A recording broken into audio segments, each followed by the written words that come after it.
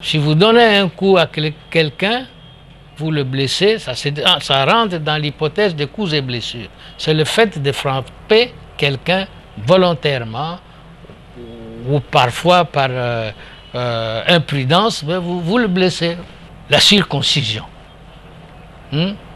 pour les garçons, l'excision pour les filles, ce sont des coups. Le petit enfant à qui l'on coupe, petit garçon, on lui a fait un coup. Il y a une atteinte à son intégrité physique. Avec l'assentiment des parents, bien entendu. Avec l'assentiment des parents. Mais il y a un juge à Cologne, en Allemagne, qui a considéré que rien n'autorisait ça et qui a puni. Le Grand Move TV, la chaîne du moment. Merci de l'avoir choisi.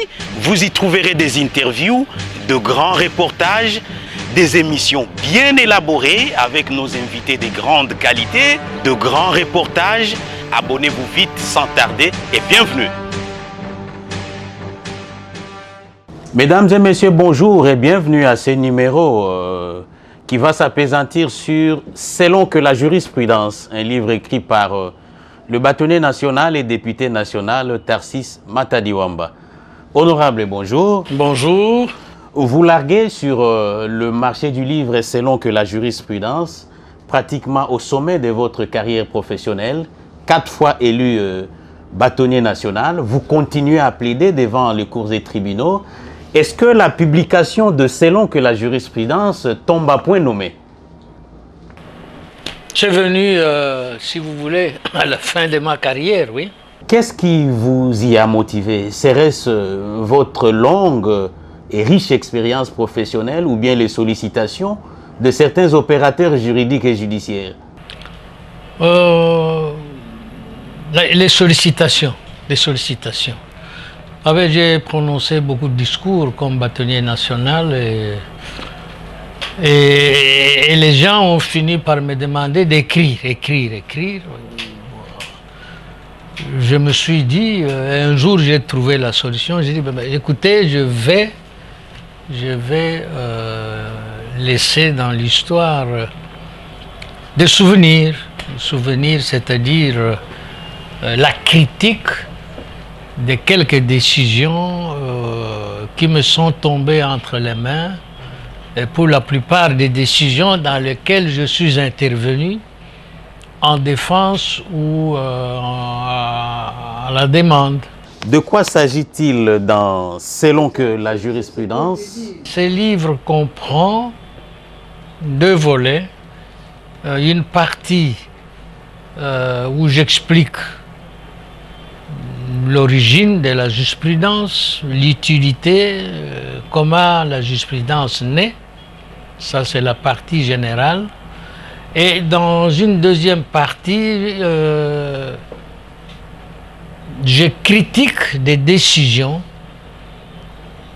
qui me sont tombées entre mes mains.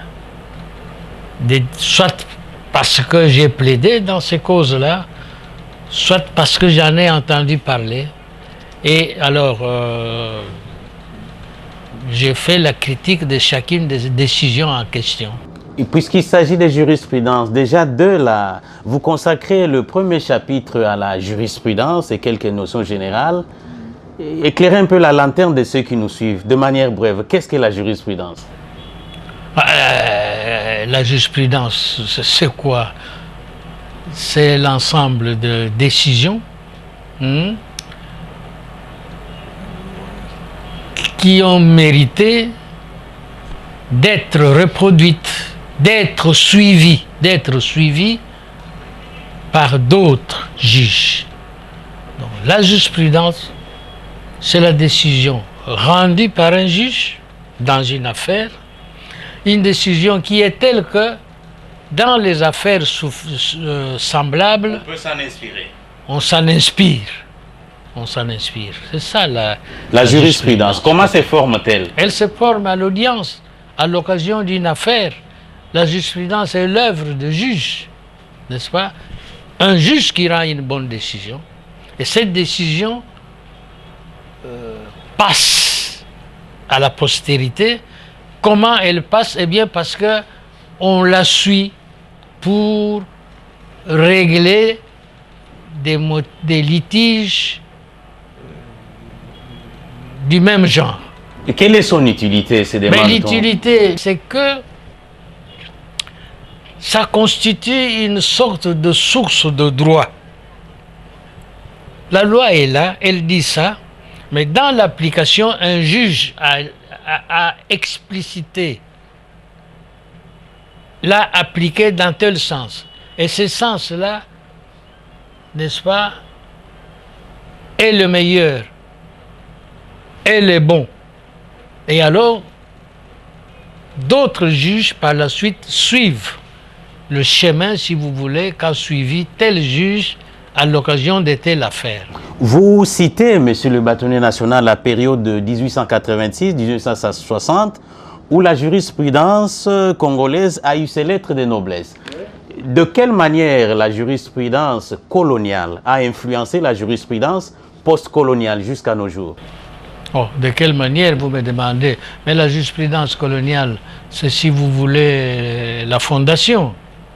C'est la fondation. Elle était mieux élaborée parce qu'il y a des gens qui ne faisaient que ça. Des gens, des juges, des magistrats qui ne faisaient que recueillir les bonnes décisions et qui les publiaient. Et il fallait un financement de l'État colonial. Pour ça, aujourd'hui, tout cela a disparu. Hein, c'est quelques personnes, à gauche et à droite, qui publient des décisions. Hein, bon, mais il n'y a pas un suivi, si vous voulez. Oui, c'est la différence avec la jurisprudence aujourd'hui, ou si vous voulez, la situation d'aujourd'hui, où moi, je prends quelques décisions, je les publie. X fait de même, mais à l'époque coloniale, il y avait tout un service, il y a des juges, il y a des magistrats qui se consacraient à ça. En plus du fait qu'ils étaient magistrats et tout, ben, ils avaient des possibilités pour recueillir les bonnes décisions et les publier. Monsieur le bâtonnier, vous empruntez de Jean La Fontaine la représentation allégorie des animaux malades de la peste suivante. Selon que vous serez puissant ou misérable, les jugements de la cour vous rendront blanc ou noir. Oui. S'agit-il là de ce que vous appelez dans ces livres le bégaiement de la jurisprudence? Oui, ça fait partie du bégaiement, mais lorsque je cite Jean de La Fontaine en exergue, en introduction de mon livre, je renvoie à la pensée, j'allais dire, éternelle de Jean de La Fontaine, parce qu'en fait c'est ça, selon que vous serez puissant ou misérable, les jugements de cour vous rendront blanc ou noir. Ça date déjà de quelques siècles, 5-6 siècles, Jean de La Fontaine. Eh bien, ça veut dire quoi? C'est que, en fait, la justice est cela. C'est la justice des grands contre les faibles. N'est-ce pas? Une espèce de justice injuste. Il y a ça, hein? Alors, le rôle de l'État, c'est quoi? C'est de limiter ça, de faire en sorte que ça disparaisse. Ça ne disparaîtra jamais, mais il faut faire en sorte qu'il y ait moins d'écrasement de faibles, que la justice soit égale pour tous. Et évoquant les facteurs perturbateurs, vous indexez notamment l'adhésion à la législation OHADA. Comment dans cet environnement la jurisprudence peut jouer son rôle comme source de droit? Le contexte OHADA est nouveau. Vous savez, moi j'ai été dès le départ contre l'OHADA. Contre. Et pourquoi? Eh bien, parce que l'OHADA, n'est-ce pas, introduit une législation. Est-ce qu'elle est meilleure que la législation nationale? Point d'interrogation. Moi, je dis que la législation de l'OHADA, les lois de l'OHADA ne sont pas meilleures que les lois que nous avions. Non, non, non, loin de là, non. Ce sont des lois comme d'autres. Mais nous y sommes. Attendez, c'est des lois comme d'autres. N'est-ce pas? Parce qu'avec l'OHADA, il faut savoir qu'il y a les lois nationales et à côté les lois supranationales. Ces lois supranationales qui sont les textes de l'OHADA ne sont pas meilleurs que les textes nationaux.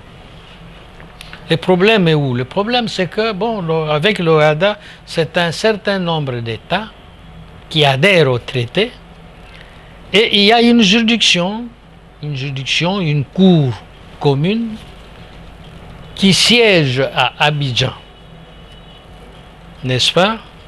Alors, pourquoi vous me demandez, j'ai été réticent, moi, parce que je me suis dit, écoutez, dans mon pays, qui est un sous-continent, le justiciable a des problèmes pour atteindre la Cour suprême à l'époque, qui a éclaté en Cour de cassation, Conseil d'État et Cour constitutionnelle. Le justiciable a des problèmes pour atteindre cette Cour qui siège à Kinshasa. Mais son problème est multiplié par 1000 lorsqu'il doit aller à Abidjan pour obtenir justice.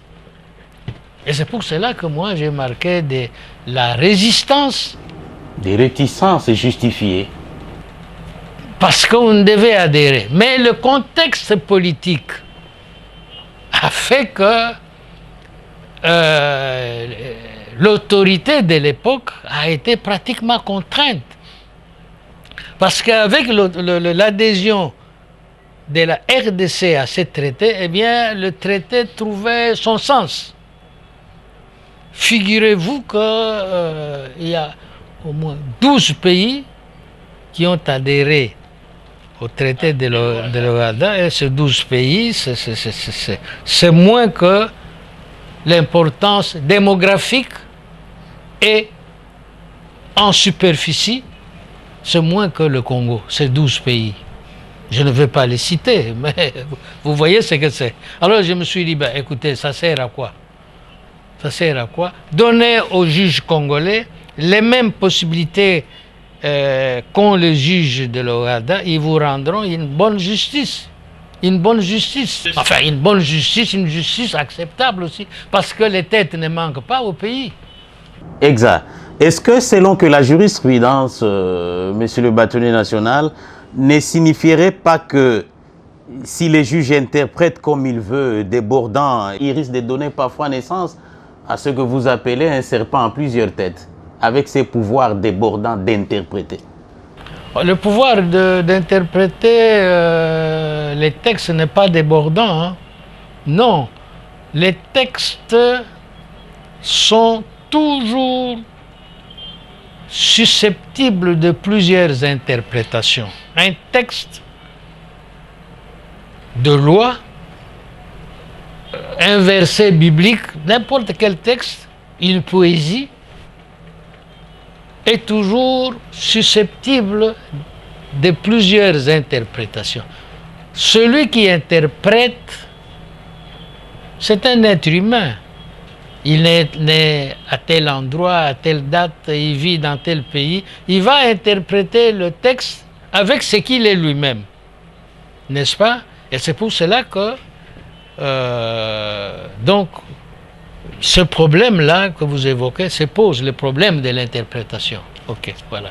Surtout lorsqu'il s'agit de la jurisprudence. Surtout lorsqu'il s'agit de la justice. Surtout lorsqu'il s'agit des textes de loi.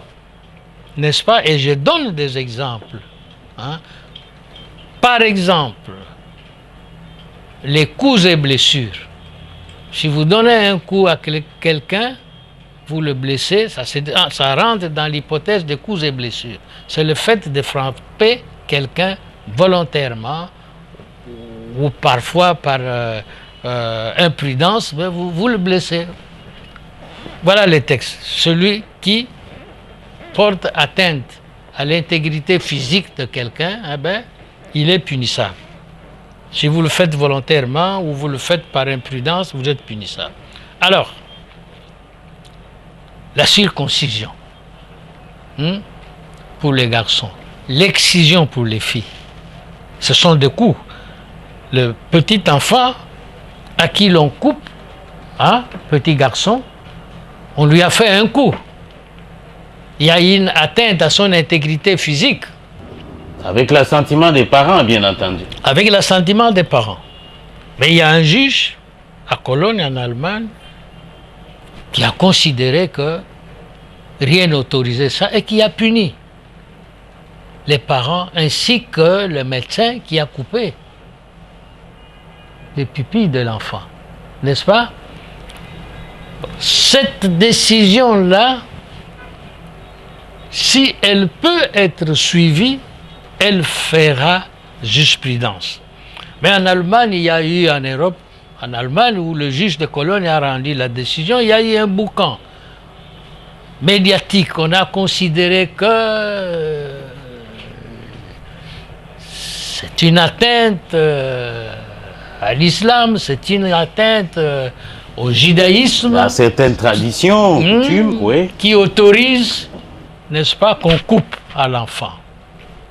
Vous voyez, la décision, donc, ça a été comme un missile qui n'a pas pu décoller. Avant-dernière préoccupation, la télévision, c'est le temps. Vous présentez l'obligation de motivation de la jurisprudence comme limite au pouvoir du juge interprétant. Quoi faire d'un jugement mal motivé, les défauts de non-réponse à conclusion et enfin, une espèce de vice de logique dans la construction du raisonnement juridique? C'est une obligation constitutionnelle, oui. Tout jugement, il y a un article de la Constitution qui le dit. Oui, si le jugement est mal motivé, il faut en appeler. Il faut en appeler. Si le juge d'appel fait de même, il faut aller en cassation. Voilà. Les voies de recours sont là. Dernière préoccupation pour les téléspectateurs, qu'est-ce que vous prévoyez lorsque les juges déraillent dans la motivation au gré des intérêts multiples, politiques, ethniques? Il faut en appeler.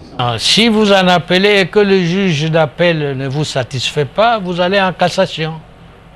Pour que le juge de cassation apprécie en dernier ressort si oui ou non il a été bien répondu aux préoccupations du justiciable.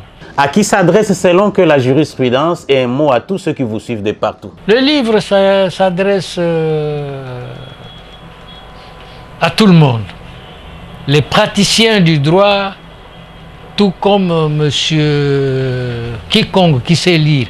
Moi, je crois même que ça peut même être considéré comme un roman, parce que de la manière que je commente les décisions, pour ceux qui savent lire, eh bien, ça vous distrait. Ça vous distrait, donc c'est comme si vous lisiez un roman, n'est-ce pas? Donc, le livre s'adresse aux praticiens du droit, les magistrats, s'adresse aux enseignants du droit, les professeurs, s'adresse aux étudiants, les livres s'adressent aux avocats, les livres s'adressent à tout le monde qui sait lire. Parce que j'écris dans une langue qui n'est pas la langue commune. Voilà. Je considère que votre mot de la fin, Tarsis Matadiwamba Kamba Moutou, bien chers téléspectateurs, nous avons reçu le bâtonnier national et député national Tarsis Matadiwamba Kamba Moutou, auteur de Selon que la jurisprudence. Merci de nous avoir suivis de partout. Nous vous recommandons ces livres. Au revoir. Le Grand Mouf TV, la chaîne du moment. Merci de l'avoir choisi. Vous y trouverez des interviews, de grands reportages, des émissions bien élaborées avec nos invités de grande qualité, de grands reportages. Abonnez-vous vite sans tarder et bienvenue.